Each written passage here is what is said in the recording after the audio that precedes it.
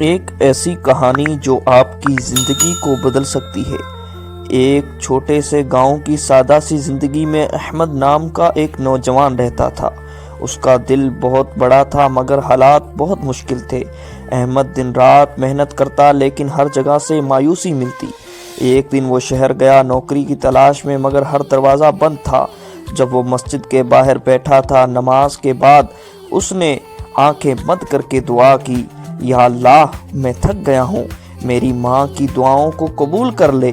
اسی وقت گاؤں میں اس کی بڑی ماں نماز پڑھ رہی تھی، وہ بھی دعا کر رہی تھی، یا اللہ، میرے بیٹے کو کامیابی دے، اس کی قسمت کو بدل دے۔ اور جیسے جیسے وقت گزرتا گیا، احمد کی محنت اور ماں کی دعا رنگ لائی۔ ایک نیک دل تاجر نے اسے نوکری دی، اور اس تاجر نے نہ صرف اس کی صلاحیت کو پہچانا بلکہ اس کے اور اندر خود اعتمادی بھی پیدا کی۔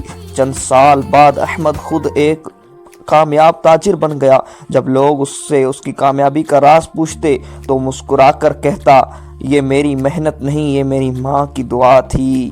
اس کہانی سے حاصل ہونے والا سبق: یہ کہانی ہمیں یاد دلاتی ہے کہ دعا اور سچائی کے ساتھ کی جانے والی محنت کبھی بھی رائیگاں نہیں جاتی۔ آپ بھی کبھی ہمت نہ ہاریں اور محنت کرتے رہیں۔ اس طرح کی اور اچھی کہانیوں کے لیے ہمارے چینل کو سبسکرائب کریں۔ جزاک اللہ خیرہ۔